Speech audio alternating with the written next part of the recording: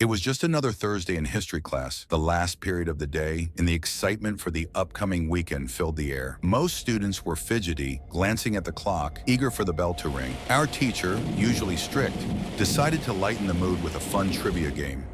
As we buzzed through questions about ancient civilizations, everything changed in an instant. Just as my friend answered a question about the Roman Empire, the principal's voice crackled over the intercom. "Attention, faculty and students.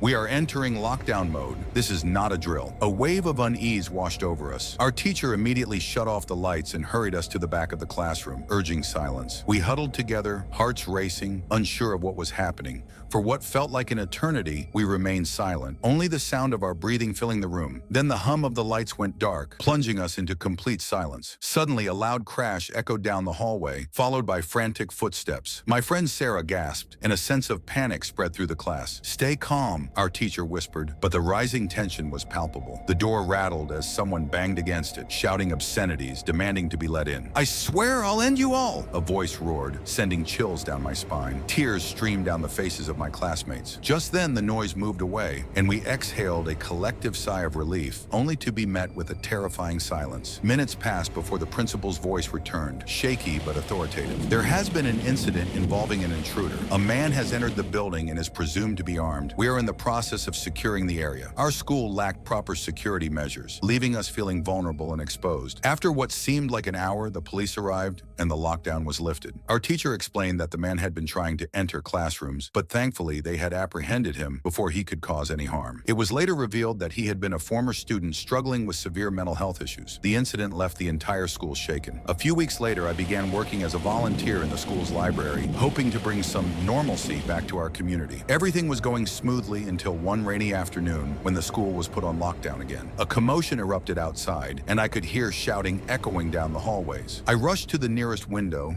and saw a crowd of students being herded into the gym. Panic surged through me as I realized that the situation might be serious again.